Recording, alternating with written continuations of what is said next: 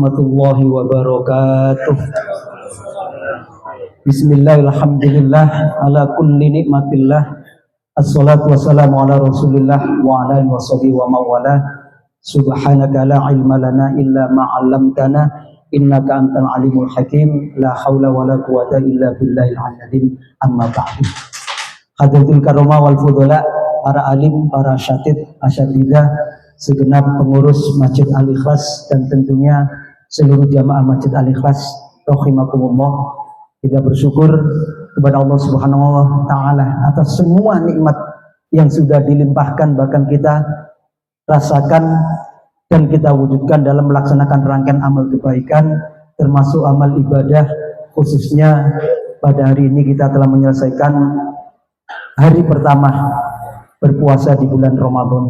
Semoga apapun yang kita lakukan mulai kemarin sampai detik ini akan diterima dan diridhoi Allah Subhanahu wa taala, dan menjadi penyebab Allah akan memberikan maghfirah, Allah akan memberikan rahmat serta hidayah kepada kita sekalian. Amin Allahumma amin. Hadirin para jamaah yang mulia, karena waktu yang diberikan kepada saya mungkin hanya 12 sampai 15 menit, saya tidak perlu memperpanjang mukadimah, langsung saja ke tema apa yang bisa saya sampaikan. Ketika bulan Ramadan diberikan oleh Allah kepada kita, seiring itu pula kita pasti merasa senang. Tetapi kadangkala ketika bulan Ramadan itu dipertemukan dengan kita melakukan amal ibadah apapun yang ada di dalamnya, kadangkala kita tidak tahu sesungguhnya ada momen di mana Allah sedang ingin memperbaiki kita. Allah ingin membersihkan semua yang ada dalam tubuh kita, baik jasmani maupun rohani. Sementara kadang-kadang kita menyimpulkan bulan Ramadan datang, kita diperintahkan puasa, kita diperintahkan sholat taraweh, darus, sedekah dan sebagainya. Tapi padahal di balik itu semua, Allah sedang ingin mengangkat derajat kemuliaan kita. Lewat apa? Nah, ini tema saya. Ketika bulan Ramadan datang, identik dengan yang namanya bulan suci. Pertanyaannya, apa yang perlu disucikan pada diri kita semua ini, baik jasmani maupun rohani? Ternyata pernah diterangkan oleh Rasulullah SAW yang dilanjutkan senatnya kepada Ibnu Hajar Al-Asqalani dalam kitab klasik, yaitu Nasaihul Ibad. Kalau ingin menjadi orang yang mulia, kalau ingin menjadi orang yang dicintai oleh Allah, maka harus pandai-pandai mencuci, terutama di bulan suci Ramadan ini. Apa itu? Kata Imam Ibnu Hajar Asqalani, arba'un igsilu arba'un bi arba'in. Cucilah 4 perkara itu dengan 4 perkara pula. Artinya ada 4 perkara yang harus bisa kita lakukan selama bulan Ramadan ini. Sengaja saya tidak menerangkan soal puasa, soal rangkaian ibadah di bulan Ramadan, tidak. Tapi ini justru yang penting, justru inilah yang mendasari akhirnya kita mendapatkan fadilah di bulan Ramadan. Apa yang perlu dicuci? Yang pertama, igsilu wujuhakum bi a'yunikum. Cucilah wajahmu dengan air matamu. Kalimat ini pendek tapi Masya Allah mengandung makna yang sangat dalam. Kata Ibnu Hajar, yang pertama yang perlu dicuci pada diri kita adalah cucilah wajahmu dengan linangan air matamu. Dengan kata lain, kita diperintahkan untuk kenapa Pak? Menangis. Para jamaah, ketika Nabiullah Adam melanggar perintah Allah, kemudian diberikan hukuman tanda kutip dipindahkan ke dunia, apa yang dilakukan beliau? Beliau menangis selama 300 tahun, bahkan 100 tahun diantaranya Nabiullah Adam tidak berani mengangkat wajahnya, hanya mengucapkan kalimat istighfar yang jenengan apal doanya, Rabbana dzalamna anfusana wa illam taghfir lana wa tarhamna lanakunanna minal khasirin. Nabiullah Adam sudah mengerjakannya dengan menangis membasahi wajahnya. Nabi Nuh setelah gagal mengangkat Kan'an untuk bersyahadat, mengakui tauhid Allah, apa yang dilakukan beliau? 40 tahun beliau menangis tanpa berani mengangkat wajahnya pula. Nabi Daud juga karena gagal membawa mengingatkan umatnya, beliau menangis dalam keadaan bersujud selama 40 hari. Apalagi sahabat Nabi yang lainnya.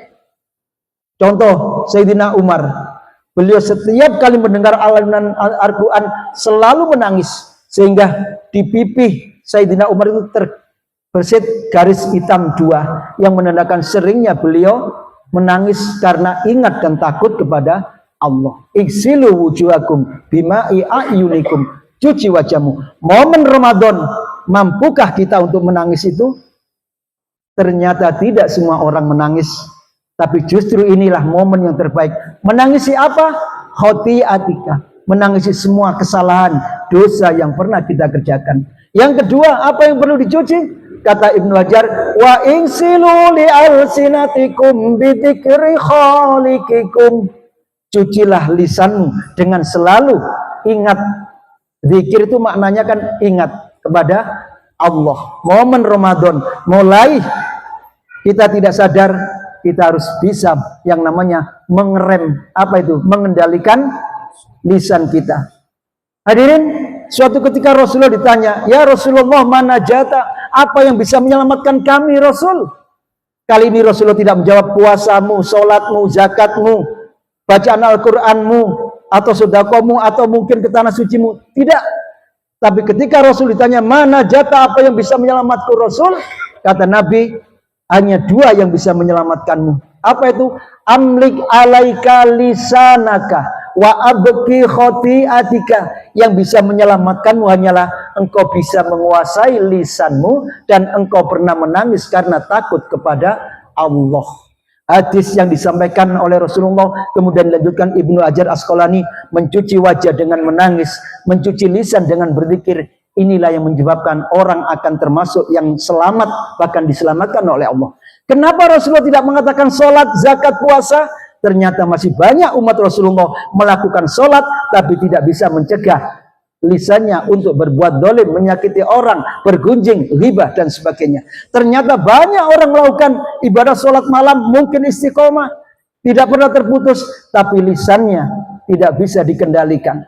Maka kata Nabi, tubah liman kana, beruntung sungguh orang-orang yang mamalaka lisanu, orang yang bisa mengendalikan lisannya, wa abki khoti'atika. Orang yang beruntung adalah orang yang bisa mengendalikan lisan dan bisa menangis takut karena Allah, menyadari kesalahan-kesalahan yang lalu.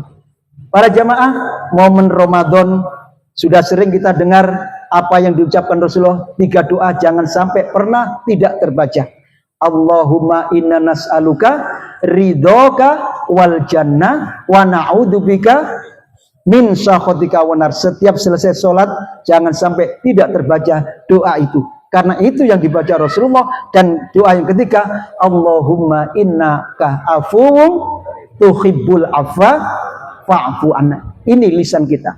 Makanya orang kalau bisa mengendalikan lisan, kata Allah dalam surat Al-Imran yang dibaca oleh setiap khatib, ya ayyuhalladzina amanu taqullaha wa qulu qaulan sadida.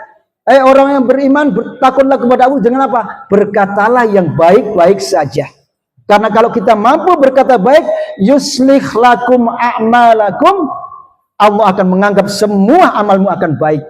Lisan menentukan. Makanya Ibnu Hajar mengatakan yang kedua, cuci lisanmu dengan berzikir kepada Allah. Momen Ramadan kalau jenengan setiap habis sholat dipandu oleh imam dengan bacaan-bacaan zikir lagi, sekarang tambahkan zikir yang justru menyebabkan kita akan dijauhkan oleh Allah dari masalah. Kalau ada masalah, pasti akan diberikan jalan keluar. Dan zikir-zikir ini diamalkan oleh para nabi.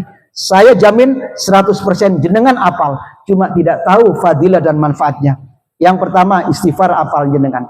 Yang kedua, justru ini yang jarang jenengan baca. La ilaha illallah al-malikul haqqul mubin Muhammadur Rasulullah Shadiqul wa'dil amin. Apal kan? Tapi jenengan tidak tahu fadilahnya. Orang yang pernah membaca ini, apalagi dalam keadaan duduk 100 kali, apapun masalahnya akan diberikan Allah jalan keluar, apapun kebutuhannya soal rezeki akan dicukupi oleh Allah. 1. Dan itu diamalkan oleh para nabi. Yang kedua, zikirnya Nabi Yunus. Apal jenengan? La ilaha illa anta. Jenengan apal tapi tidak tahu makna dan fadilahnya. Orang yang sering membaca ini dengan istiqomah, Allah akan mengentas dari semua permasalahan apapun. Bukti Nabi Yunus dikeluarkan dari perut ikan nus karena membaca itu. Yang ketiga, tambahi zikirnya Nabi Ibrahim. Apa itu? Hasbunallah wa ni'mal wakil, ni'mal maula. Itu kan pertolongan Allah atas Nabi Ibrahim yang dibakar 40 hari. Tidak musnah beliau, tapi justru kedinginan. Yang terakhir, ikhtiar sudah kita lakukan, hasil akhir kita serahkan kepada Allah lewat lisan kita. Zikirnya Rasulullah, khauqalah, bunyinya la haula wala quwwata. Cuci lisan dengan zikir itu. Saya ulangi lagi, la ilaha illallah al-malikul haqqul mubin Muhammadur Rasulullah shadiqul amin. Baca 7 kali. La ilaha illa anta subhanaka inni kuntu minadh dhalimin. Baca 7 kali setiap selesai sholat. Kemudian zikirnya Nabi Ibrahim, hasbunallah wa ni'mal wakil, ni'mal maula wa ni'man nasir 10 kali. Dan khauqala la haula wa la quwata illa billahil azim 10 kali. Dijamin fadilahnya akan jadikan peroleh. Ini bulan Ramadan. Yang ketiga, apa yang diuji? Kata Ibnu Hajar, isilu qulubikum bi khasyati maulikum. Cucilah hatimu dengan selalu merasa takut dan diawasi oleh Allah. Wujud ketakutan kita kepada Allah yang kadang-kadang tidak pernah terpikirkan oleh kita adalah amanah dari Allah berupa harta. Ini bulan Ramadan, mencuci hati agar ibadah kita diterima. Jauhkan dari 2 sifat penyakit hati yang utama itu 2. Apa itu? Sum'ah dan riya. Ibadah ingin diketahui orang, ibadah ada tendensinya. Ternyata kata Ibnu Hajar, mencuci hati lewat harta yang dititipkan oleh Allah kepada kita. Momen Ramadan, Masjid Al-Ikhlas mengadakan seluruh kegiatannya. Nun sewu, diantaranya memberi makan takjil kepada orang puasa. Jangan pernah dilewatkan. Karena Nabi pernah ditanya, ya Rasulullah, ma afdhalus sodakoh. Sodakoh apa yang paling utama ya Rasul? Jawab Nabi, sodakotu fi Ramadan. Sodako yang diberikan di bulan Ramadan. Yang terakhir, wa iksilu dunubikum bitaubati maulikum. Cucilah semua dosa-dosamu dengan senantiasa bertaubat kepada Allah. Hadirin, menutup, Rasulullah orang yang maksum, tidak punya dosa, dijamin masuk surga. 1 hari beliau tetap melakukan taubat sebanyak 100 kali. Makanya Nabi saking cintanya kepada kita umatnya, beliau mengingatkan, ayyuhan nas tubuh ilallah fa inni atubu fi yaumi mi'ata marratin. Umat manusia, umatku, bertobatlah kepada Allah. Sesungguhnya aku Muhammad yang dijamin masuk surga, tidak punya dosa satupun. Dalam sehari beliau bertobat sebanyak 100 kali. Pertanyaannya, apa yang dibaca Rasulullah? Jenengan hafal.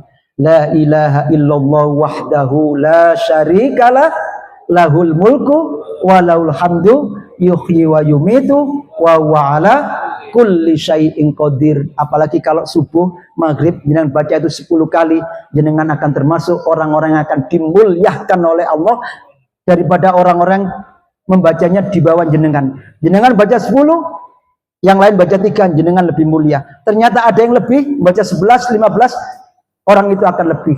Kesimpulannya, kalau kita bisa mencuci wajah dengan menangis, mencuci lisan dengan berzikir, mencuci hati dengan merasa takut dan diawasi oleh Allah, dan mencuci dosa dengan bertobat, maka beruntunglah jenengan akan menjadi orang yang dicintai oleh Allah, akan menjadi orang yang dimuliakan oleh Allah, dan akan menjadi orang yang diselamatkan oleh Allah. Semoga seiring dengan dimampukannya kita melakukan ibadah di bulan Ramadan 1446 Hijriah ini, Allah pun akan memberikan kemampuan kita untuk istiqomah melakukan apapun kebaikan.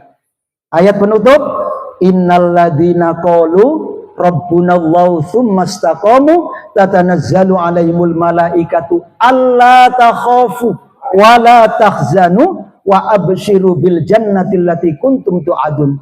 Kalau kita sudah mengatakan, ya Allah, engkaulah Tuhanku, engkaulah Rabbku, kemudian summa istaqamu, mau istiqomah, maka seiring itu pula Allah memerintahkan malaikat, tatanazzalu alaihimul malaikatu, malaikat turun. Kemana ya Allah? Temui orang itu yang istiqomah. Untuk apa? Aku jamin, Allah takhafu, orang yang istiqomah tidak akan mempunyai rasa ketakutan, wala tahzanu, tidak akan mempunyai rasa kesedihan, dan akan dimasukkan ke dalam surga Allah yang setiap kali kita berdoa diantaranya, Rabbana atina fid dunya hasanah wa fil akhirati hasanah wa qina adzabannar. Semoga apa yang saya sampaikan akan bermanfaat, maslahah fid dunya hatal akhirah. Subhanakallahumma wa bihamdika asyhadu an la ilaha illa anta astaghfiruka wa atubu ilaik. Wallahul muwaffiq ila aqwamit thoriq. Assalamualaikum warahmatullahi wabarakatuh.